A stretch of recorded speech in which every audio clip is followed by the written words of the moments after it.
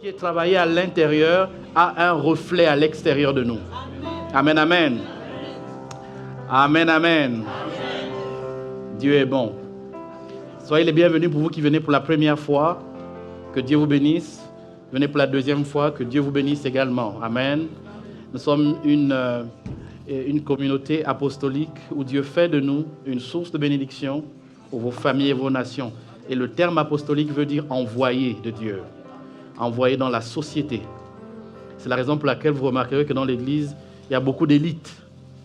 Dans tout ce qui est économie, dans tout ce qui est médecine, dans tout ce qui est art, dans tout ce qui est économie et politique. Parce que nous croyons que Dieu nous envoie dans les différentes sphères de la société communiquer le message de Christ. Amen, amen. Et le thème de ce jour, c'est un thème que nous avons abordé déjà depuis quelques semaines et nous continuons aujourd'hui. C'est le rejeton d'une terre fertile. Et j'ai intitulé cette session de ce matin, Joseph, un homme couronné. Amen, amen. Souvenez-vous que nous avons vu Joseph qui, à 17 ans, a été envoyé par son père, dans une dimension presque apostolique, d'aller voir les frères qui étaient au champ et rendre visite aux frères, voir ce qui se passe et leur transmettre un message. Malheureusement, quand il arrive là-bas, ça ne se passe pas comme prévu parce qu'il y avait déjà un antécédent. Notre antécédent, c'est que Joseph faisait des songes et ces songes il communiquait ses songes à ses frères aînés. Mais malheureusement, les frères aînés avaient une autre interprétation des songes. Et ils pensaient qu'il était très aimé de son père, parce que son père l'aimait, le père avait fait une tunique, etc., etc., et que malheureusement, s'il est déjà aimé par le père, ensuite, associé au rêve qu'il fait, il va nous dominer. Donc, il fallait tuer Joseph, ou éliminer Joseph de leur présence. Et ils l'ont mis dans une citerne, pensant le faire mourir. Mais comme dans cette période, dans cette situation géographique, il y avait beaucoup de ventes d'hommes, ce qu'on appelait l'esclavage, mais d'autres appelaient des esclaves. On vendait des esclaves, et c'était des Hébreux la plupart du temps, aux Égyptiens qui étaient tout puissants. Et il ne va pas être tué, mais l'un d'entre eux va avoir l'idée de mettre Joseph dans un transport pour le vendre, gagner quelques sous et qu'il aille en esclavage. Et ils ont menti au père que l'enfant était mort, alors qu'il ne l'était pas.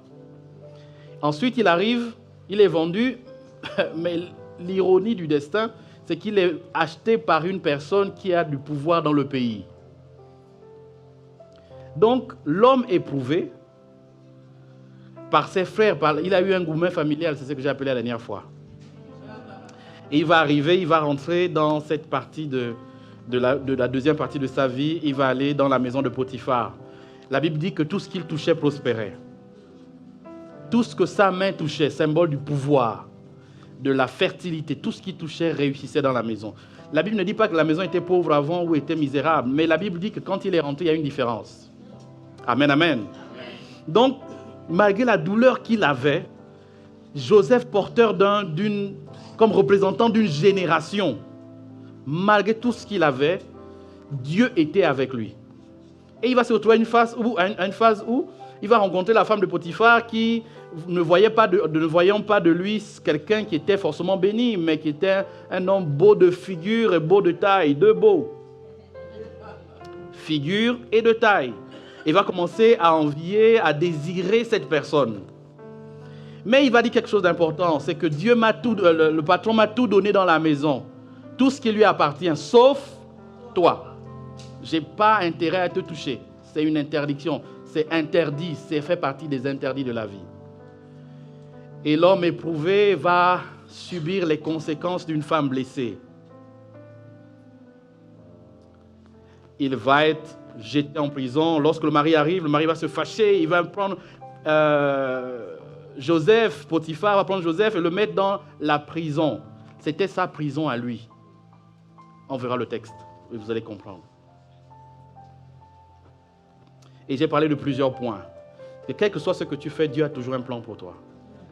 Quel que soit là où tu te trouves, Dieu a toujours un plan pour toi. Même quand les ennemis complotent à ton sujet, Dieu a un plan. Et quand je parlais de la femme de Potiphar, je ne faisais pas référence à la junte féminine, parce que même la junte masculine est animée de cet esprit de manipulation, de transformer les faits pour corrompre la pensée de quelqu'un d'autre. Ah, je l'ai déjà vécu, vous l'avez vécu également dans votre vie, où on vous accuse de quelque chose pour lequel vous n'êtes même pas à l'origine, mais en fait, on vous accuse juste pour vous éliminer. Vous l'avez vécu, et vous qui nous regardez en direct, vous l'avez certainement vécu aussi. Mais Dieu a un plan pour Joseph. Amen, amen. Donc, Genèse 39, le dernier verset. Je crois que c'est le verset 23.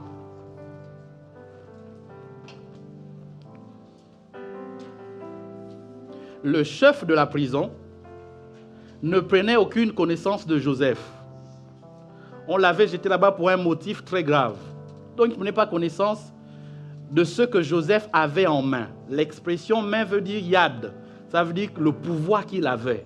Le chef de la prison ne connaissait pas sa capacité à fructifier tout ce que Dieu lui confiait. Parce que l'Éternel était avec lui. Et l'Éternel donnait la réussite à ce qu'il faisait. Le même qui était en liberté dans une maison avait la réussite. C'est le même qui était en prison qui avait toujours la même réussite.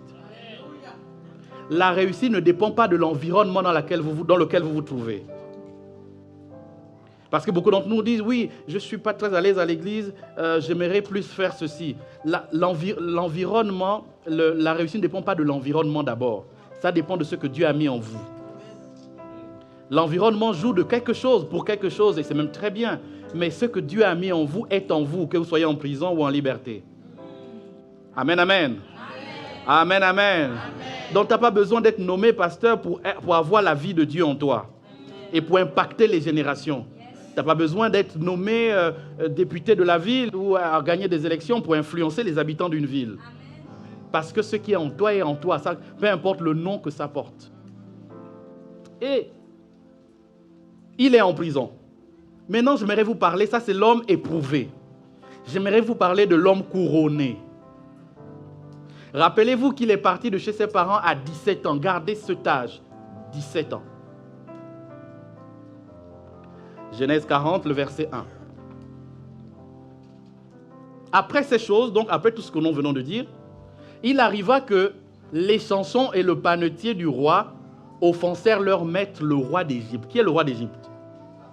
C'est Pharaon. Les chansons, c'est celui qui... Donnez-moi un verre, s'il vous plaît. C'est celui qui prend le verre du... lorsque on doit faire le service, il est chargé de prendre toutes les boissons et mettre dans le verre du roi ou le verre de ses convives. Mais le deuxième rôle qu'il a, c'est qu'il doit goûter que ce vin n'est pas empoisonné, donc ne détruit pas la vie du chef. C'est celui qu'on appelle les chansons. Le panetier, c'est différent. Lui, il sert à la table. Il sert le pain, il sert les repas, il fait ceci. Et les deux, les chansons et le panetier, ce n'est pas que des échansons simples. Ce sont les chefs des échansons du palais et les chefs des panetiers. Est-ce que vous me suivez bien? Donc, ils vont offenser le roi d'Égypte. Et malheureusement, ils vont se retrouver, le verset 2, dans la même prison que le faiseur de songes.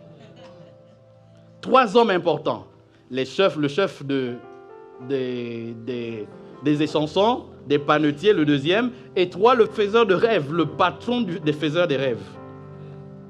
Et il les fit mettre dans la maison du chef des gardes. Rappelez-vous que Genèse 39, verset 1, parle de Potiphar comme étant officier du roi à la cour, le chef des gardes. Donc celui qui était en prison, il n'était pas dans n'importe quelle prison, il était dans la prison de Potiphar. Ok? Et c'est là où on mettait ce nombre de personnes. Et Potiphar, officier de Pharaon, virgule, chef des gardes, l'Égyptien. Vous voyez, le verset 39, verset 1. Maintenant, revenons au verset 40, verset 2. Donc, on s'y met dans la prison. Pharaon fut irrité contre ces 2 officiers, le chef des et le chef des panetiers. Très bien. Continuons l'histoire. Il les fit mettre dans la maison du chef des gardes. C'est qui le chef des gardes? C'est Potiphar. Donc, ils se retrouvent au même endroit. Seulement, eux, ils n'ont pas été vendus. Eux, ils sont venus par faute. Mais ils se trouvent tous au même endroit. Ça me rappelle Jésus. Ce n'était pas un des brigands, mais il s'est retrouvé au milieu des brigands. Sur la croix. Dans la prison, dans le lieu où Joseph était enfermé. Lisons la suite. Le chef des gardes les plaça sous la surveillance de qui?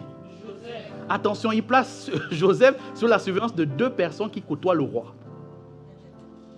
Même dans la prison, il est chef. Alors, j'aimerais parler à quelqu'un ou à une catégorie de personnes qui se sentent oppressées, dérangées, etc. J'aimerais t'amener à élever ton niveau de compréhension. Que ne t'arrête pas sur ce qui t'arrive. Arrête-toi sur ce que Dieu a mis en toi et parce qu'il est avec toi. Amen. Amen. Ne t'arrête pas sur tes événements. Donc, il faisait le service auprès d'eux. Ils passèrent un certain temps en prison. Lisons la suite. Pendant une même nuit, la même nuit, les chansons et le panetier, du roi d'Égypte, qui étaient enfermés dans la prison, eurent tous les 2 un songe, chacun le sien, pouvant recevoir une explication distincte. Ça veut dire qu'ils ont fait un songe, l'autre il dormait la même nuit, mais le narrateur dit que le rêve qu'ils ont eu, le songe qu'ils ont eu, pouvait avoir une signification. Joseph était venu vers le matin. Donc Joseph, qui était leur chef dans la prison, les regarda et voici, ils étaient tristes. Parce que parfois, il peut arriver qu'un rêve vous trouble. Vous ne comprenez pas l'explication. Et ça tourne en vous. Je ne sais pas si ça vous est arrivé à vous, les êtres humains. Bon, moi, l'être humain, ça m'est arrivé. Verset 6. Alors, il questionna les officiers de Pharaon qui étaient avec lui dans la prison de son maître. Et il leur dit, pourquoi avez-vous mauvais visage aujourd'hui? Attendez, ils sont 3 prisonniers. Et lui dit aux autres prisonniers, mais pourquoi vous êtes tristes aujourd'hui? J'aimerais bien qu'ils disent pourquoi nous sommes tous tristes. Parce que nous sommes tous en prison. Mais c'est comme si lui, il a un esprit différent. Nous sommes tous dans le même endroit, mais c'est vous qui êtes tristes. Pourquoi aujourd'hui? Il leur répondit, nous avons eu un songe et il n'y a personne pour l'expliquer. Joseph leur dit, n'est-ce pas à Dieu qu'appartiennent les explications? Ce que tu ne comprends pas dans ta vie, il y a un qui comprend. C'est qui? Dieu. Donc, tout ce que tu traverses, que tu vis, que tu regardes pourquoi tu es allé là-bas, à gauche, à droite, pourquoi ta vie ressemble à ce que tu es aujourd'hui. Il y a un qui a l'explication nécessaire, utile, précise. C'est Dieu le Tout-Puissant. Il dit, racontez-moi donc votre songe. Attention, lui, ce n'est pas Dieu. On est bien d'accord? Ce n'est pas lui Dieu. Mais c'est comme s'il se mettait... Non, racontez-moi. C'est Dieu qui a l'explication. Il aurait dit, bon, parlez à Dieu, il va me donner l'explication. Il dit, non, là-bas c'est trop loin, parlez-moi. Allez, expliquez-moi. Expliquez-moi. Verset 9. Le chef des chansons raconte son songe. Et lui dit, dans mon songe, il y avait un cep devant moi. Ce cep avait 3 sarments qu'il y eut poussé. Quand il y eut poussé, sa fleur se développa et ses grappes donnèrent des raisins mûrs. Mais moi, je n'ai pas l'explication. Est-ce que vous avez compris le songe?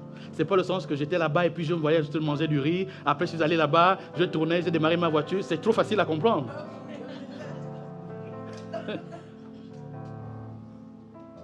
La coupe de Pharaon était dans ma main. Je pris les raisins et je les pressai dans la coupe de Pharaon. Et je mis la coupe dans la main de Pharaon. La suite. Joseph lui dit, en voici l'explication. Pas besoin de prière. Le Dieu est avec moi. Voici l'explication. Attention, ils ont tous le même statut. Prisonnier. Mais un prisonnier différent qui a la pensée de Dieu. Amen, amen. C'est la seule différence. Et il dit, voici, les 3 sarments sont 3 jours. La suite. Encore 3 jours et Pharaon relèvera ta tête et te rétablira dans ta charge. Tu mettras la coupe dans la main de Pharaon comme tu en avais l'habitude lorsque tu étais son échanson. Mais souviens-toi de moi. Lisez un peu la suite, s'il vous plaît. Quand... Attends, non, lisez pas la Bible vite. Souviens-toi de moi quand... Retenez cette phrase, quand tu seras heureux. Et montre en...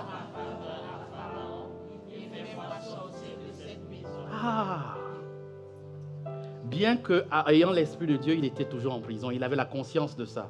Il dit, je vais interpréter. Mais, car j'ai été enlevé du pays, parce qu'à l'origine, ce n'est pas un Égyptien. C'est un Hébreu. Et ici,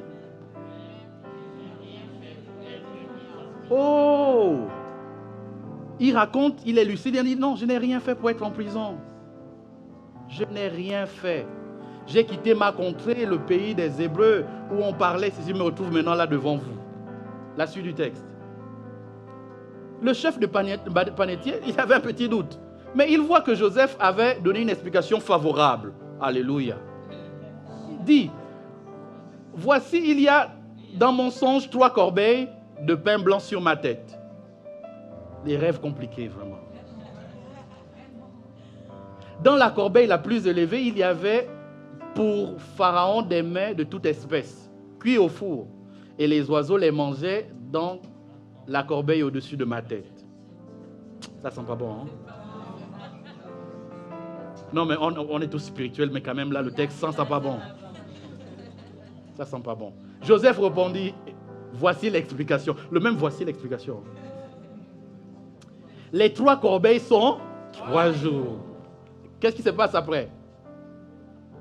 Encore 3 jours et Pharaon enlèvera ta tête du dessus de toi. Jésus. Non, papa désiré. On dit que encore 3 jours, c'est l'explication du panetier, la tête va sauter du dessus de toi. Ça veut dire ce que ça veut dire. Selon vous, ça veut dire quoi? Il dit, te fera pendre à un bois. Moi, si j'étais à sa place, j'allais arrêter. J'ai dit non, là, l'enfant d'autrui va être bousillé à vie. Et les oiseaux mangeront ta chair. Là, je sors même de la prison. Sortez-moi, s'il vous plaît, avant 3 jours. Rappelez-vous que Jésus est sorti du tombeau 3 jours. Après 3 jours. La suite. Le 3e jour de la naissance de Pharaon. C'était 3 jours après son anniversaire. C'est ça, le jour de la naissance. Ah oui, le 3e jour de la naissance, de Pharaon. Il fut un festin à tous ses serviteurs. Et il éleva la tête du chef des échansons. Oh là là. Et la tête au milieu. Waouh. Verset 21. Il rétablit le chef des échansons dans sa charge des chansons pour qu'il, dans la main de... Est-ce que le songe du premier avait eu une réalisation? Oui. Le 2e. Mais il fit pendre le chef des panetiers selon l'explication que Joseph... Oh, triste fin pour ce monsieur. Je ne le connais pas, mais je l'aime déjà vraiment. C'est triste ce qu'il est arrivé. Verset 23.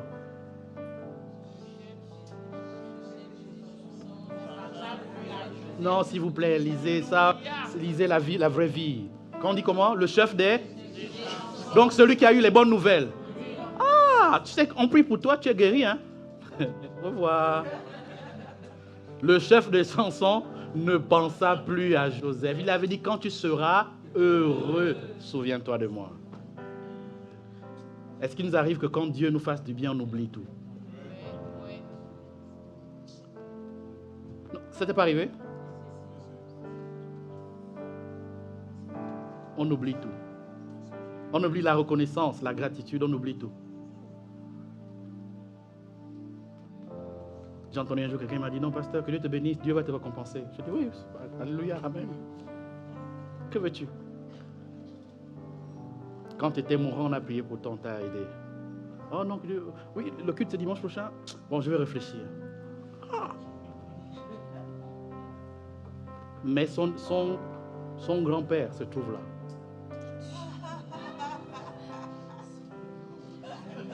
Le chef des échansons ne pensa plus à Joseph, il l'oublia. Combien de fois Dieu t'a fait du bien et tu as oublié? Tu es devenu amnésique du bonheur, de ce que Dieu t'a fait.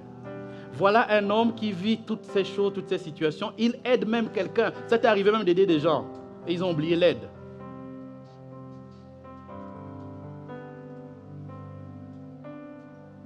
Pourtant, dans son explication, il avait dit, ne m'oublie pas quand tu seras heureux. C'est comme s'il avait vu que l'autre deviendra heureux. Ne m'oublie pas, mais il a oublié. Dans cette partie du texte que j'essaie d'expliquer, c'est que deux choses. La première chose, c'est que Joseph se retrouve en prison. C'est son statut normal, prisonnier. Mais dans sa tête, il ne l'est pas. Parce qu'il continue à fonctionner comme un homme libre. Qu'est-ce que tu as, que tu traverses, pour lequel tu vas te dire, non, oui, mais là c'est trop. Regarde, pasteur, je vais tous les jours à l'hôpital faire ceci, ou bien je vais tous les jours à l'administration demander grâce, demander ceci. Je ne m'en sors pas. Joseph, la Bible ne dit pas qu'il s'est suicidé en prison. La Bible ne dit pas qu'il s'est laissé mourir et on venait le donner à manger. Non, c'est lui il a vu la tristesse. Il dit, oh, il n'y a que celui qui est heureux qui peut voir la tristesse. Mais non, la joie que j'ai, tu n'as pas. Pourquoi? Mais qu'est-ce qui t'arrive? Pourquoi tu as dormi comme ça? Pourquoi tu t'es levé comme ça? Quel que soit ce que l'on traverse, génération Joseph, quel que soit ce que l'on traverse, on ne baisse pas les bras. On n'abandonne pas. La situation peut être difficile, peut être compliquée. On ne baisse pas les bras. Si tu es là aujourd'hui dans cet état, c'est parce que tu as baissé les bras à un moment donné. Tu as arrêté de croire.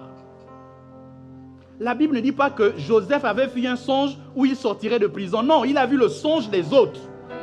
Il a interprété le songe de quelqu'un d'autre. Il aurait pu dire, mais Seigneur, mais quand même, moi j'interprète, mais quand même, donne-moi un petit songe quand même. Juste pour me faire tenir encore 2 jours.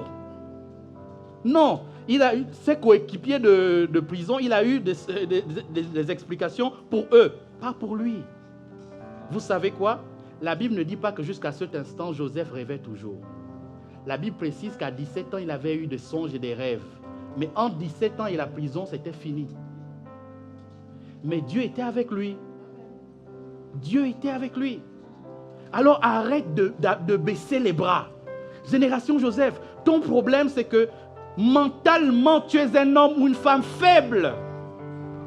Et tu te laisses endormir par les poids de la vie. Non, il y a une solution. Gloire à Dieu, Joseph ne connaissait pas Jésus, même si c'était une préfiguration. Mais nous avons Jésus. Ne baisse pas les bras. Non, mon couple va s'arrêter et voilà, je baisse les bras, c'est fini. Alléluia. Là, on attend juste la mort du couple ou la mort de la relation maternelle avec son enfant ou la relation professionnelle. Non, il y a l'espoir en toute chose. Dans la vie, il ne faut jamais baisser les bras. Jamais baisser les bras. Car au moment où tu t'y attends pas, Dieu se souvient. Ne baisse pas les bras.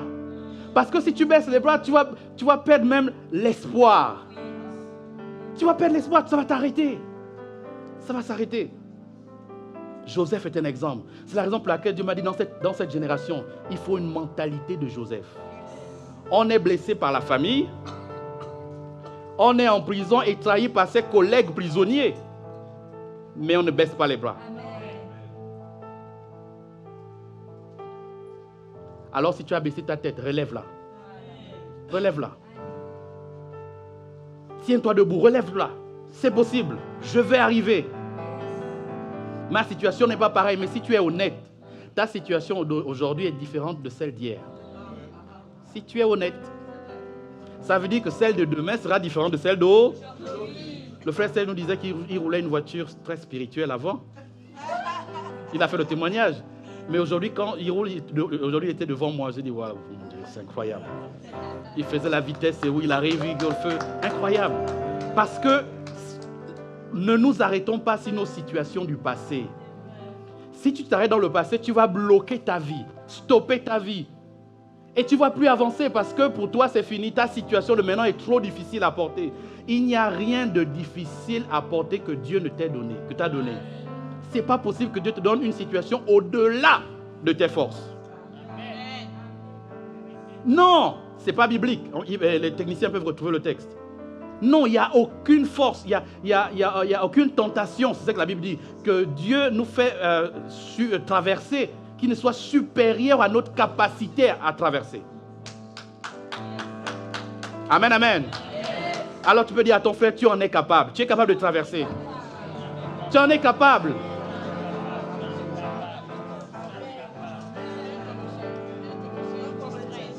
Tu es capable de tenir. N'abandonne pas. Dis-le à quelqu'un s'il te plaît, sois prophète. N'abandonne pas. Tu réussiras. Tu réussiras.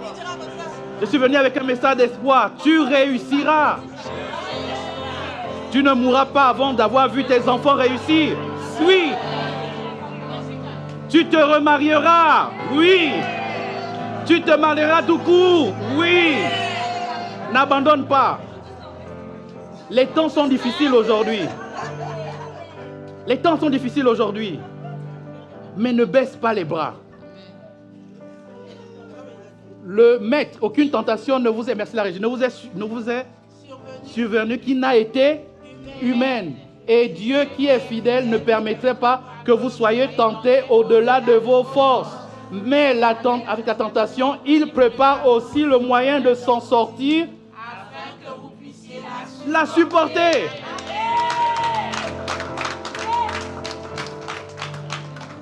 Non, je vais abandonner, je ne comprends plus la vie. Seigneur, prends-moi, je veux mourir. Prends-moi, je veux mourir. Mais Dieu entend les prières. Hein? Oh oui, Dieu entend les prières. Et on a vu avec Moïse que non, le peuple est trop dur, il faut me tuer une bonne fois.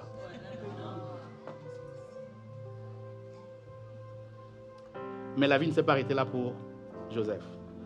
Genèse 42, verset 1.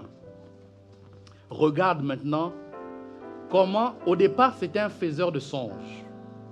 Il est devenu explicateur de songes. La solution est juste à côté. Hein.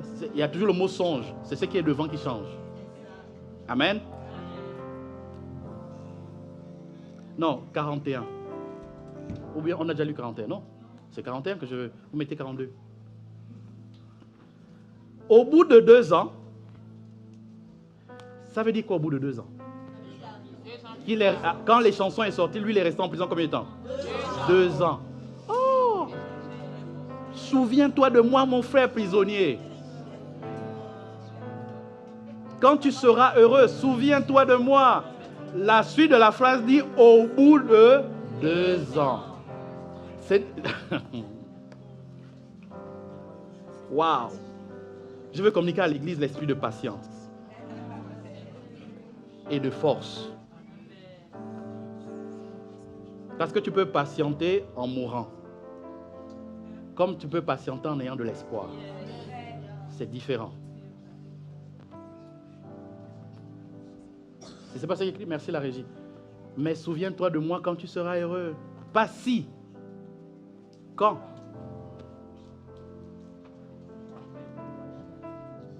Hein? Il n'a pas été loyal. Ah, vous aimez bien les loyautés des loyautés. Vous aimez ça, franchement. Et, Genèse 41.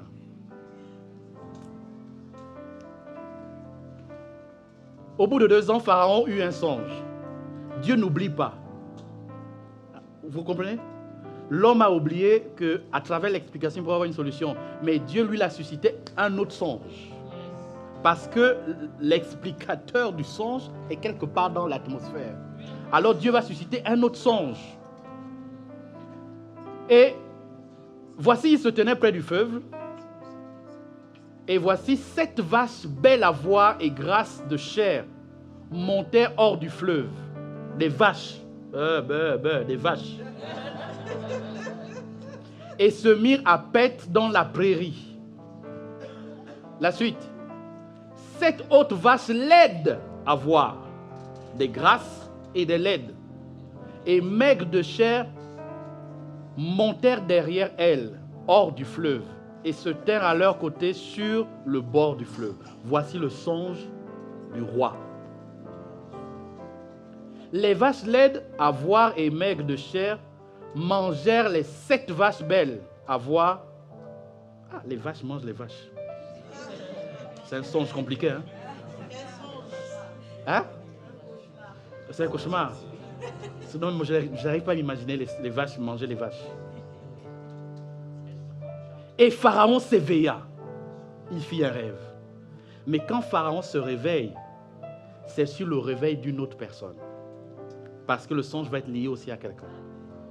La suite du texte.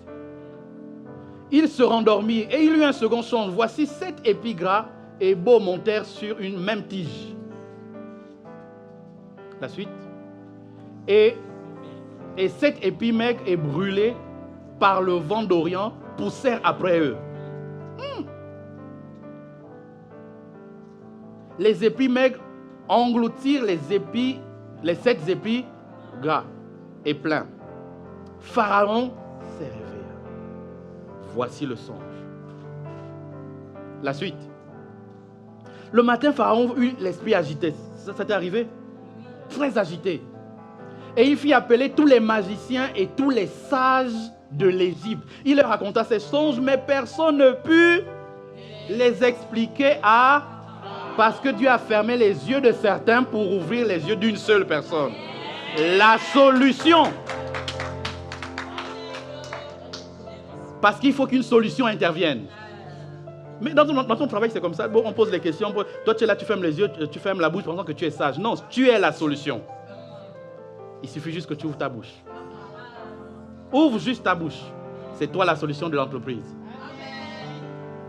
Et regarda. Donc, ensuite. Alors, le chef des échansons. Vous connaissez ce frère-là? Le grand-père de quelqu'un. Vous connaissez? Prit la parole et dit à Pharaon, je vais rappeler aujourd'hui le souvenir de ma faute. Pharaon s'était hérité contre moi. Donc il raconte à Pharaon. Contre ses serviteurs, il m'avait fait mettre en prison dans la maison du chef des gardes qui s'appelle Potiphar.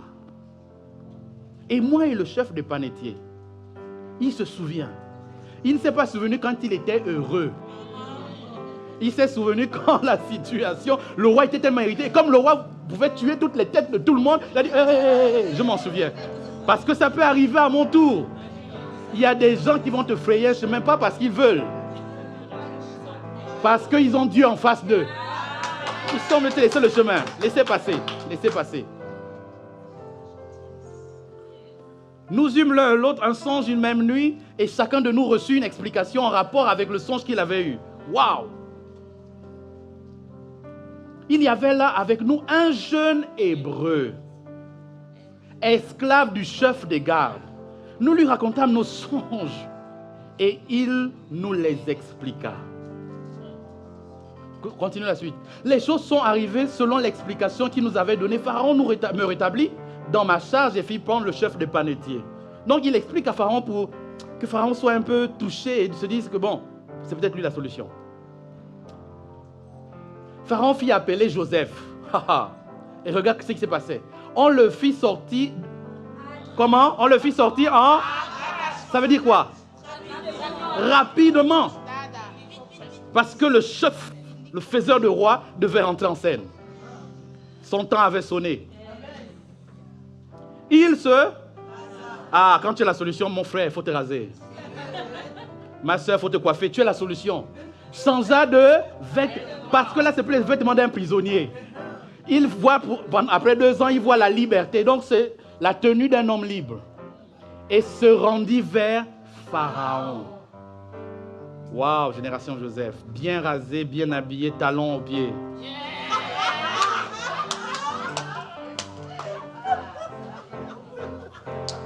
Le pasteur ne rate jamais une occasion.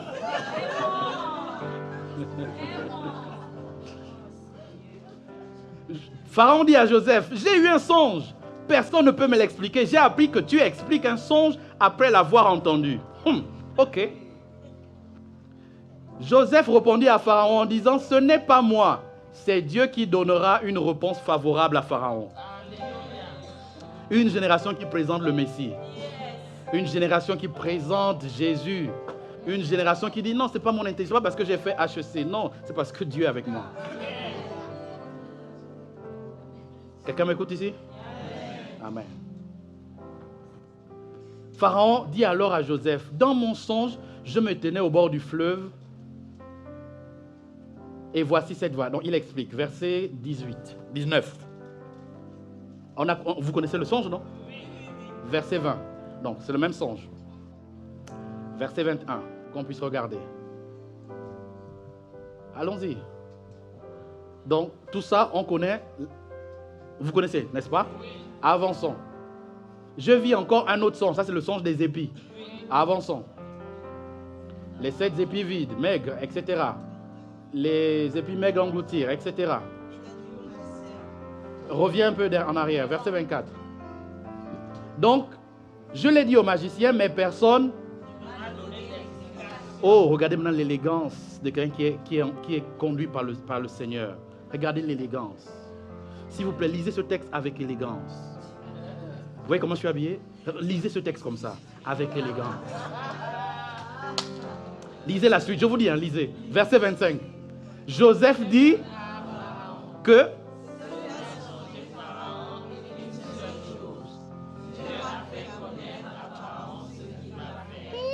Le prisonnier.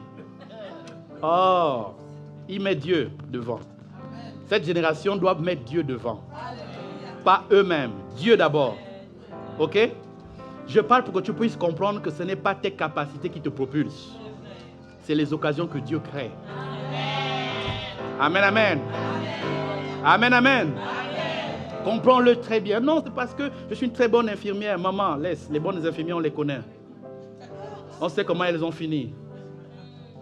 Mais toi, ce qui te distingue, c'est Dieu.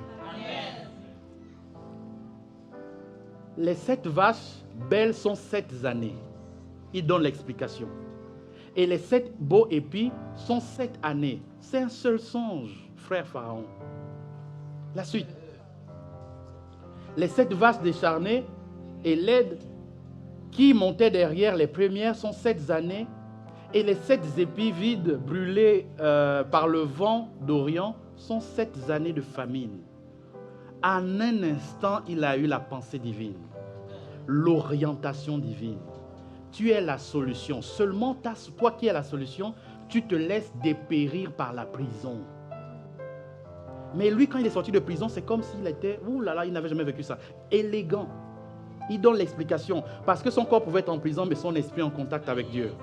En permanence. Maintenant, lisons la suite. Ainsi, comme je viens de le dire à Pharaon, Dieu a fait connaître à Pharaon ce qu'il va faire. Voici, il y aura 7 années de grandes abondances dans le pays d'Égypte. 7 années de famine viendront après elles. Et l'on oubliera que on oubliera toute cette abondance au pays d'Égypte. Et la famine consumera le pays. Qui lui a parlé de pays? C'est Dieu. C'est Dieu qui décode le rêve et donne l'explication exacte. Que ce n'est pas un fleuve, c'est le pays. Cette génération doit avoir l'esprit de conseil. Qui fait partie des 7 esprits de Dieu. Oh! Cette famine qui suivra sera si forte qu'on ne s'apercevra plus de l'abondance dans le pays. Ce n'était pas écrit dans le songe. Cette phrase, non. On a juste expliqué le songe. Lui, il donne les détails du contenu du songe. Regardez la suite. Si Pharaon a vu le songe se répéter une seconde fois, c'est que la chose est arrêtée de la part de Dieu, dont je suis l'ambassadeur. Prisonnier, mais je suis ambassadeur. Et que Dieu se hâtera de l'exécuter. Tu l'as vu 2 fois, Pharaon. C'est que la chose a été signée. Par Dieu Tout-Puissant, ça va arriver. Et il y a des rêves que toi tu fais, tu le fais en boucle. Toi, tu dis, oh non, ce n'est qu'un rêve, je m'en vise. Non! Dieu te montre une télévision de ta vie. Et un événement va arriver. Ne néglige pas ces rêves. Non, je ne vais pas dire des rêves où tu t'assois, tu as beaucoup mangé, et puis tu rêves que tu es en train de vaciller. C'est un non, frère. Ça, c'est les rêves de la gloutonnerie. Ce n'est pas de ça dont on parle. Ou tu rêves la nuit que tu as trop faim. C'est parce que la veille, tu n'as pas bien mangé. C'est simple à expliquer. Mais je te parle de quelque chose dont l'exécution est proche. Regarde ce qu'il fait. Maintenant, écoute la suite. Ça, ce n'est pas écrit dans le songe. Là, c'est une génération qui parle. Il dit maintenant que Pharaon choisisse un homme et sage. Voici les critères de génération Joseph. Un homme intelligent et sage, ayant, et qu'il mette à la tête du pays d'Égypte. En Égypte, les Égyptiens ne marchent pas avec les Hébreux. Les Hébreux sont esclaves et eux, ils sont les rois. Mais il dit, tu mets à la tête du pays. Donc, il ne parle pas de lui. Il dit, dans ton gouvernement, les gens intelligents d'Égypte, mets quelqu'un à la tête du pays, intelligent et sage. Attention. Il n'a pas juste interprété le rêve, il donne la prescription médicale. Donc, il devient médecin du roi. Il donne par quoi se soigner. Joseph, j'ai écrit dans mon truc, tu es la solution. C'est toi la solution. Ensuite, que Pharaon établisse des commissaires sur le pays pour lever 1/5 des... Oh mon Dieu. 1/5, il a pris ça où cet enfant? 1/5 des récoltes de l'Égypte pendant les 7 années d'abondance. Ouf, un économiste puissant. La suite, un stratège. Qu'il rassemble tous les produits de ces bonnes années qui vont venir. Qu'il fasse sous l'autorité de Pharaon des amas de blé, des approvisionnements dans les villes. Et qu'ils en aient là. La suite. Quelle intelligence, ce monsieur. Ces provisions seront en réserve pour le pays, pour les 7 années de famine qui arriveront dans le pays, afin que le pays ne soit pas consumé par la famine. Il n'est pas économiste, mais le Dieu qui en lui est plus économiste que tout. Tu te négliges pensant que tu n'as pas les capacités, mais le Dieu en toi a les capacités que tu n'as pas. Tu te sous-estimes parce que tu as un âge, parce que tu es une femme, parce que tu es un homme, parce que tu es jeune, parce que tu es moins jeune. Peu importe, tu te sous-estimes. Alors que Divina, tu es la solution. Maintenant, regardez. Ça, c'est le Joseph qui parle. Maintenant, je vous montre la partie en face. Ces paroles plurent à qui? Parce qu'il avait consulté les magiciens et les sages d'Égypte qui n'avaient donné aucune solution. Et à tous ses serviteurs. Donc, quand Pharaon écoutait ça, vous savez qu'un président ne vous reçoit jamais seul. Hein? Quand il vous reçoit, il y a toujours des conseillers, des gens qui sont autour. Donc, tout le monde écoute et dit, waouh, on est bluffé. Waouh, incroyable. Mais cette génération est trop intelligente. Mais c'est impossible, c'est quoi? Et Pharaon dit à ses serviteurs, oh, j'aime ce texte, lisez-le avec élégance. Lisez-le, s'il vous plaît. Et Pharaon dit à ses serviteurs, trouvons-nous un homme comme celui-ci, ayant l'esprit de Dieu. Troisième catégorie, la génération Joseph, c'est une génération avec l'esprit de Dieu. Lui, il a dit, trouve un homme sage et intelligent. Le païen a dit, tu as l'esprit de Dieu. Je cherche l'esprit de Dieu, où trouverons-nous un homme? Mon frère, ma soeur, tu es cet homme. Tu es cet homme et tu ne le sais pas encore. Tu es cette femme. Oui, tu balayes juste la chambre ou du magasin, on ne sait pas quoi, tu balayes juste et tu penses que tu n'es pas utile. Non, c'est juste que tu n'as pas saisi les occasions que Dieu t'a présentées pour briller. Ces occasions existent. Et Joseph dit à Pharaon, puisque Dieu t'a fait connaître tous ses songes, il y a une relation. Il n'y a personne qui soit aussi intelligent et sage que moi.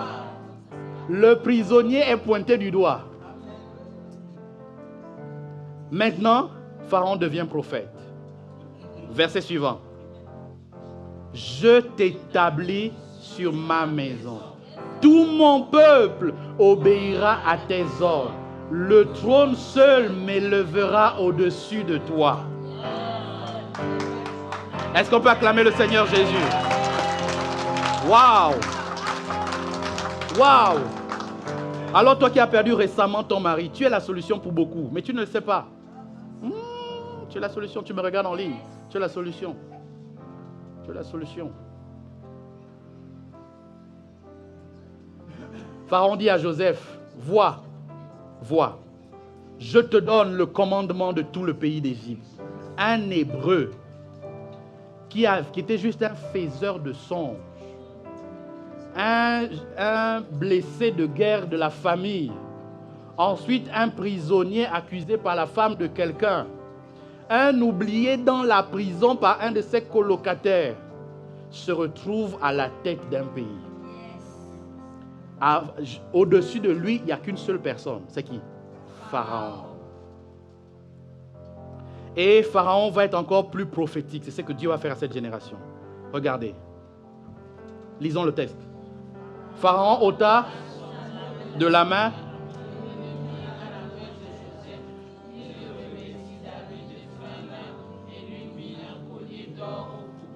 Attendez. Est-ce qu'on avait enlevé un manteau sur lui et versé du sang pour dire à son père que l'enfant est mort? Le manteau est revenu d'une autre forme. Donc ceux qu'on t'a enlevé, on t'a privé, on t'a dit non, lui là c'est rien, prenez son Dieu. Ne t'inquiète pas, Dieu va te le redonner. Ne t'inquiète pas, Dieu va te le redonner. Ne panique pas, ne te pose pas les questions. Oui, on m'a retiré, je suis triste, je revendique. Vous savez, moi je revendique rien. Tout vient à moi. Si Dieu l'a prévu dans le ciel, il n'y a rien sur la terre qui peut empêcher que ça vienne à moi.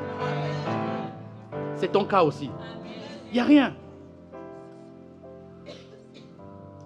Il revêtit d'habits de fin lin et lui mit au cou un collier d'or. Son papa n'avait pas mis un collier d'or. Pourquoi? Parce que la gloire de la seconde maison est toujours plus grande.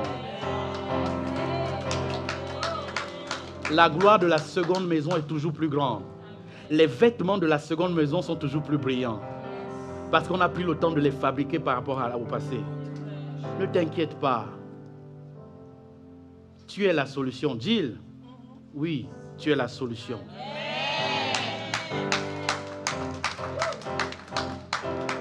Tu es la solution. Il dit encore à Joseph. Il fit monter Joseph sur le char le char qui suivait les siens. Et l'on criait devant lui, à genoux. Oh. C'est pas à genoux qu'il a fait un rêve? Que des germes se prosternaient et lui restait debout? Vous vous souvenez? Le rêve ne s'est pas réalisé. Une étape de la réalisation. Écoutez les frères, Dieu quand il vous a donné quelque chose, il n'y a que lui qui peut reprendre ça. Mais lui ne reprend pas ce qu'il a donné. Il te l'a donné. Tu vas réussir. Ne t'inquiète pas. Même si tu somnoles aujourd'hui, il y a une solution. Dieu est bon pour toi. Regardez, nous étions à lier les gerbes au milieu des champs. Et voici ma gerbe se leva et se tenait debout, et vos gerbes l'entourèrent et se prosternaient devant elle. Ça, c'est réalisé. Première étape. Je parlerai dimanche prochain de la deuxième étape. Continuons le texte.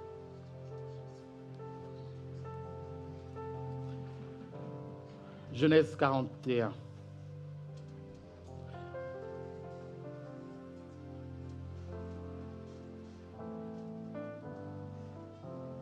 La régie? Je serai couronné et je serai couronné. Après quoi? Après ces combats. Je serai couronné. Continue à chanter. Tu vois, tu chantes vraiment. Après ces combats. Après ces combats. Alors pourquoi tu veux lâcher les combats? C'est après les combats qu'on est couronné. Pas avant. C'est après les combats. Il faut que tu payes d'abord un prix du combat. Paul dit, j'ai combattu, j'ai achevé, maintenant. Ah, la couronne est réservée. Tu vas abandonner le mari, la femme, les enfants. C'est le combat que Dieu t'a donné. Il faut combattre. Après ces combats. Verset 44. Regarde le combat. Il ne s'arrête pas là. Il dit encore à Joseph, je suis Pharaon et sans toi, personne ne lèvera la main ni le pied dans le pays. Oh! Pharaon appela Joseph, verset 45 je crois. Non, 45. Pharaon appela Joseph du nom de Saphphat Panéa. Il lui donna, regardez, quand tu es couronné, Dieu te donne une couronne. Il lui donna pour femme, fille de Potiphéra, prêtre. Et Joseph partit pour visiter le pays. Il n'a pas eu qu'une victoire, il a eu une femme. Et plus tard, le texte dit qu'il a eu des enfants. Tu seras couronné après le combat. Le problème avec toi, c'est que tu pars avant la fin du combat. Tu baisses les bras avant la fin du combat.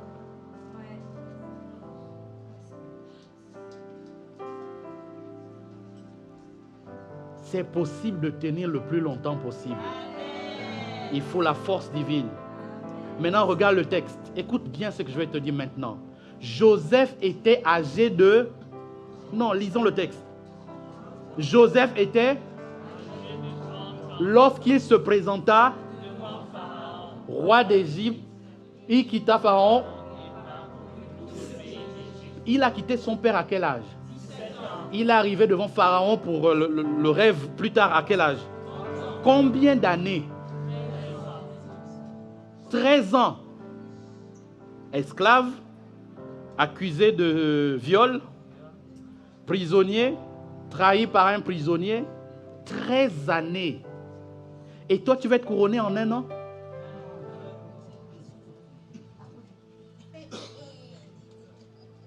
Tu vas être couronné en un an? Tu vas être couronné rapidement? Oui. Ah, là. Oh, en un, comme ça, vite, comme ça. Il a payé le prix. 13 années avant d'être couronné. Avant d'être appelé chef des autres.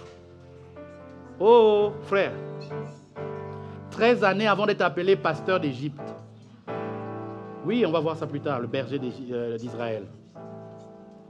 13 années avant d'être appelé pasteur berger des autres. Toi, tu vas être berger maintenant. Tout de suite. Fast food. Commandé à l'écran d'accueil. Tout de suite. Non, tu n'es pas encore prêt. Tu sais pourquoi tu n'es pas prêt? L'une des caractéristiques, c'est que pour tenir le pays d'Égypte, il fallait un homme qui a la tête sur les épaules. Parce que pour gérer la famine et gérer le fait que les gens viennent s'approvisionner pendant le temps d'abondance et le temps de famine, il fallait un homme la tête sur les épaules. Tu sais pourquoi Dieu ne t'a pas encore couronné et il ne va pas le faire? Je te le garantis. Tu n'es pas prêt. Tu n'es pas prêt. Tu es encore le jeune homme de 17 ans. Qui dit à ses frères, oh mais pourquoi je suis du même sang que vous? Je suis du même sang que vous. Vous n'avez pas lu cette partie dans la Bible? Si, il a dit à frère, mais on a le même sang. Et il va répéter cette phrase après. Waouh. Non. Tu n'as pas encore suffisamment aidé les autres à devenir roi. Oui, le chef des ascensions, quelqu'un l'a aidé à devenir roi plus tard, à repartir auprès du roi. Quelqu'un l'a aidé. Tu n'as pas encore aidé des gens à devenir. Dieu ne peut pas te donner maintenant. Génération Joseph, c'est l'année où tu t'assois au pied d'un père et tu apprends. Ah non, là, il n'y a pas beaucoup d'amen, c'est pas très spirituel. Verset 47, il reste 10 versets, on va prier. Pendant les 7 années de fertilité, la terre apporta abondamment. Joseph rassembla tous les produits de ces 7 années dans les pays et les filles, les approvisionnements dans les villes. Donc il applique le plan. Verset 49, pardon. Joseph amassa du blé comme le sable de la mer en quantité si considérable que l'on ne cessa de compter. Parce qu'il y avait plus de nombre. Avant les années de famine, il naquit à Joseph 2 fils, que lui enfanta à Asnath, fille de Potiphéra. Joseph donna au premier-né le nom de Manassé. Car, lisons la suite, car Dieu m'a fait... Ah! Regarde bien le nom de ton enfant. Rappelle une histoire. Or, sauf si tu as vu une série télé et puis tu as dit, bon, Jacob, viens. Sauf si c'est ça. Bon.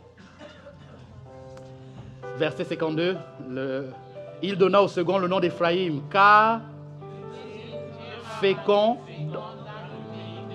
Le pays de son affliction, c'est quoi? Égypte. Dieu m'a rendu fécond dans le pays où je n'étais pas favorisé. Je suis venu comme esclave. Dieu m'a rendu fécond. Dieu m'a rendu fécond. Donc, frères et sœurs, tu auras une louange. Quand tu regarderas le fruit, tu diras, oh, ça, c'est Dieu m'a rendu fécond. Dieu m'a rendu fécond.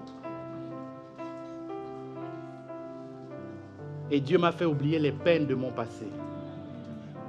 En d'autres termes, il a essuyé les larmes. La gloire de la seconde maison est toujours plus grande que la première. Les 7 années d'abondance qu'il y eut, 53, au pays d'Égypte s'écoulèrent. 50. Et les 7 années de famine commencèrent à venir, ainsi que Joseph l'avait annoncé. Il eut la famine dans tout le pays, mais dans tout le pays d'Égypte, il y avait du pain. Parce que celui qui était avec le producteur du pain était là. Il y avait la famine partout, sauf en Égypte. Parce qu'au commandement, il y avait un homme visionnaire. Comme toi. La suite.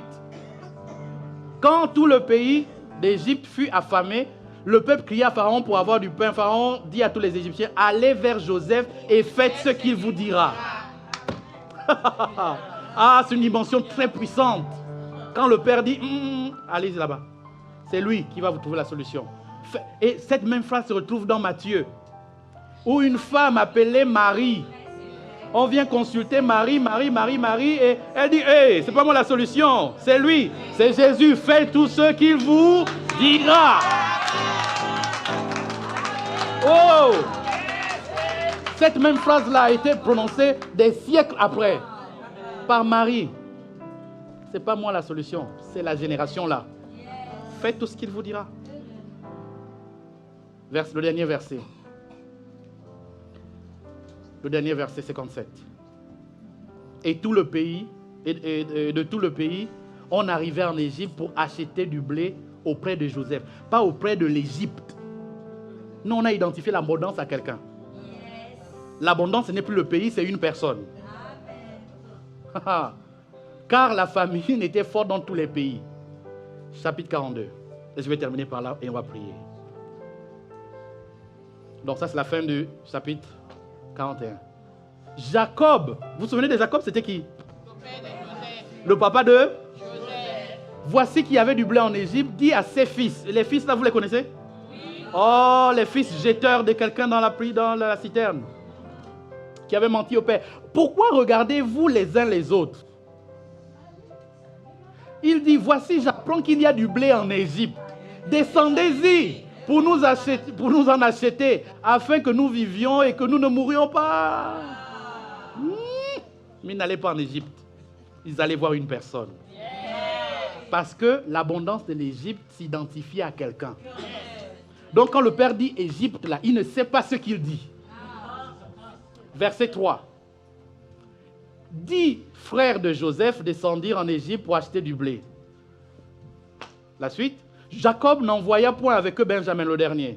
Souvenez-vous que Rachel, deuxième femme de Jacob, avait 2 enfants. Joseph et Benjamin. Frère de Joseph, dans la crainte qu'il ne lui arriva aucun malheur. Les fils d'Israël vinrent pour acheter du blé et au milieu de ceux qui venaient aussi, car la famine était dans le pays de Canaan. La suite. Joseph commandait dans le pays. C'est lui qui vendait du blé à tout le peuple. Waouh. Les frères de Joseph vinrent et se prosternèrent devant lui face. Est-ce que ça n'a pas réalisé?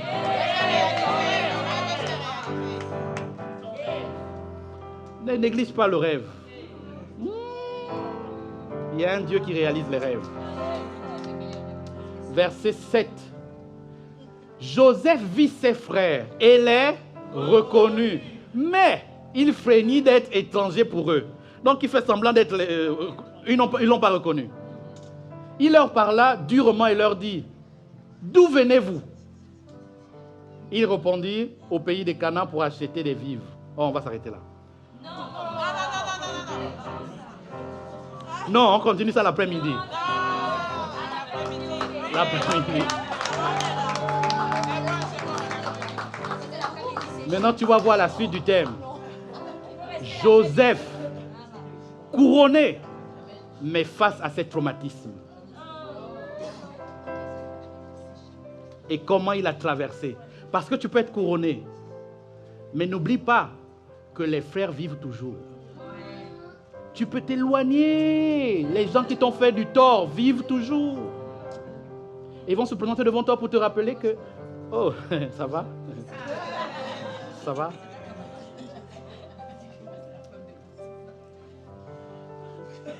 Amen, amen.